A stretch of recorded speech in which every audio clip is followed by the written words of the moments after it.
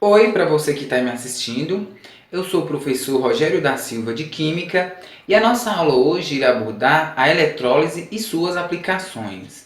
Então eu vou mostrar primeiramente um vídeo para vocês terem uma ideia de quando foi descoberta a eletrólise e após nós vamos entrar nas aplicações. Então segue o vídeo. As primeiras formas de armazenamento de energia remontam ao ano de 1744, quando Ewald Clyde desenvolveu a garrafa de Leyden, que armazenava a carga estática em uma garrafa de vidro, que era revestida com uma folha metálica no interior e no exterior do recipiente.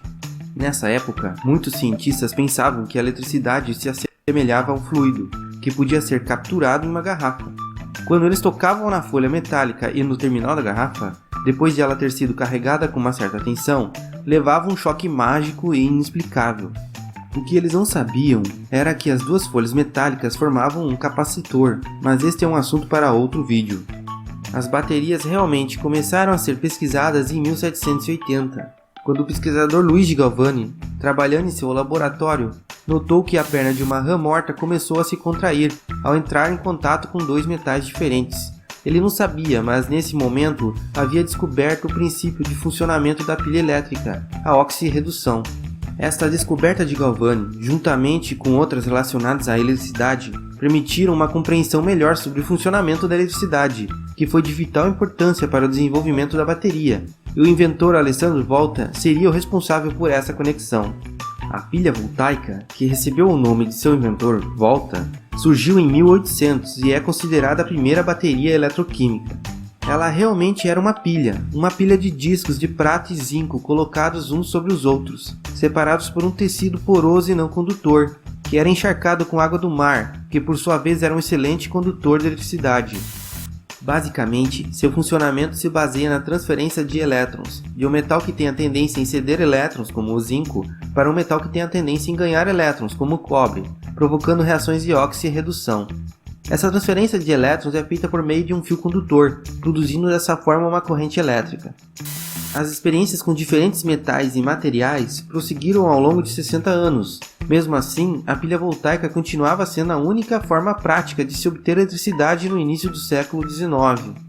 E quanto ao Sr. Volta, ele chamou a sua invenção de órgão elétrico artificial, mas logo seria chamado de pilha voltaica ou pilha galvânica em homenagem a Luigi Galvani.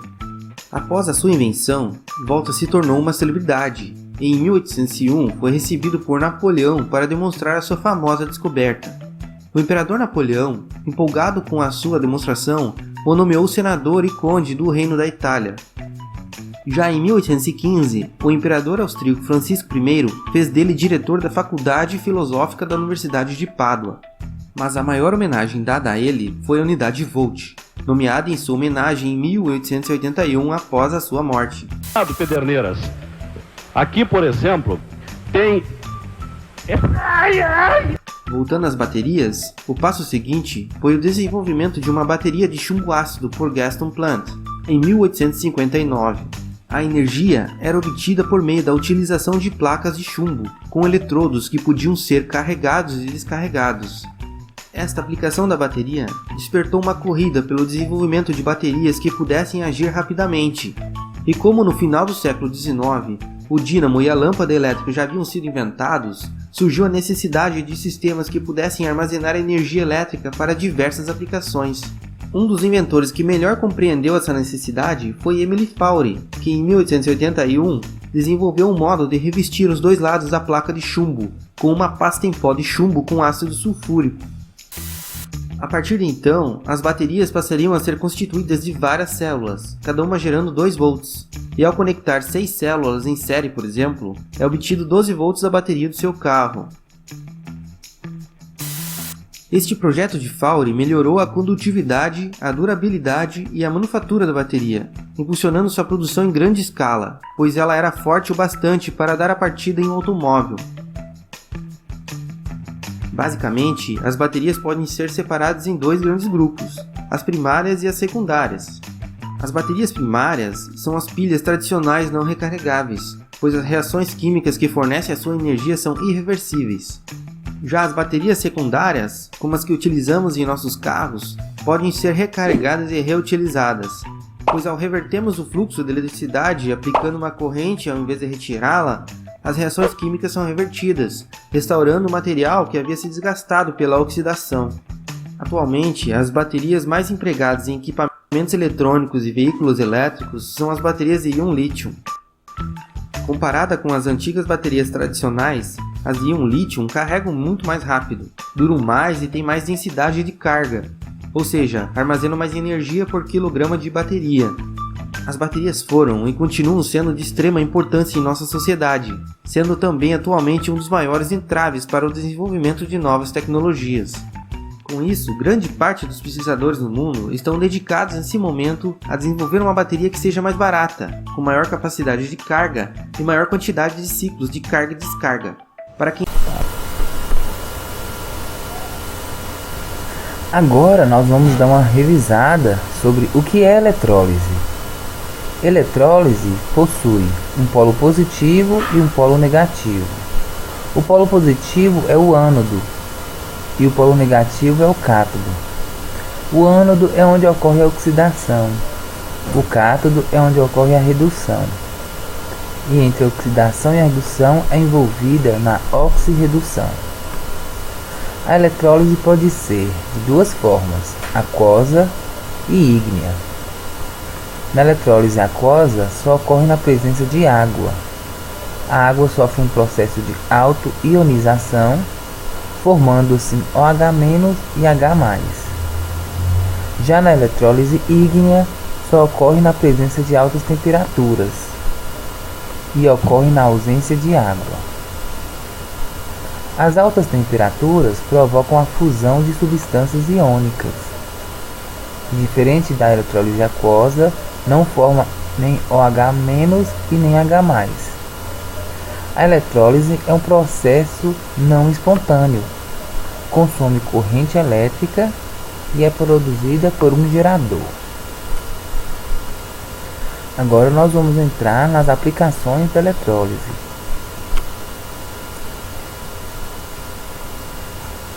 A eletrólise é aplicada em galvanoplastia, purificação de metais, extração dos metais e seus minerais e diversas outras coisas. Aqui nós temos o exemplo da galvanização. É uma das aplicações práticas da eletrólise. Consiste na deposição de finas películas de metais sobre peças metálicas ou plásticas. A galvanização é um processo para proteção contra a corrosão de peças, aço ou ferro fundido, altamente durável e de baixo custo. Aí uma vantagem da eletrólise, né? É durável e de baixo custo. A galvanoplastia é a tecnologia responsável pela transferência de íons metálicos de uma dada superfície sólida ou meio líquido denominado eletrólito para outra superfície, seja ela metálica ou não. Um exemplo são os anéis, né, que é muito utilizado, os banhados a ouro. A eletrólise ela é utilizada para colocar uma fina camada, no caso do ouro, em algum outro material inferior, né, um metal inferior ao ouro. Aqui nós temos algumas imagens, né, em que é usada a aplicação de eletrólise, aplicação de sabões, diversos outros materiais, lâmpada, tratamento de água, né, que é essencial em nossa vida, materiais como panela de pressão, purificação de alumínio através da eletrólise. Como se sabe, os metais não se encontram de forma pura na natureza. É preciso extrair e posteriormente purificar para obtê-los, sem resíduos, impurezas. O primeiro a realizar a façanha de purificar metais através da eletrólise foi Charles Hall, no ano de 1886. Bastante tempo, né, que a eletrólise foi descoberta e a partir daqui ela só foi aperfeiçoando. A eletrólise é um método muito usado para este fim em razão da economia e eficiência desse método. A eletrólise ocorre na presença de eletrodos. Eles são denominados de cátodo e ânodo, né, a parte negativa e a positiva. O cátodo é o eletrodo negativo que atrai cátions, e é nele que ocorre a redução do cátion. o ânodo, o eletrodo positivo que atrai ânions, e por isso é aqui que se dá a oxidação do ânion. A eletrólise é muito empregada na indústria com o objetivo de reaproveitar parte dos metais sucateados. O cobre, por exemplo, é um dos metais com maior rendimento no processo de eletrólise, com uma recuperação de aproximadamente 99,9%, por ser um metal de alto valor comercial e de múltiplas aplicações. Sua recuperação torna-se viável economicamente. Então a eletrólise ela tem um papel muito importante na reciclagem, pois através dela pode-se obter, né, muitos materiais aí. Então a aula hoje é somente isso, gente. E por fim, aqui eu tenho minhas referências das imagens de cada slide. Espero que vocês tenham gostado. Então, bons estudos e até a próxima. Tchau, tchau.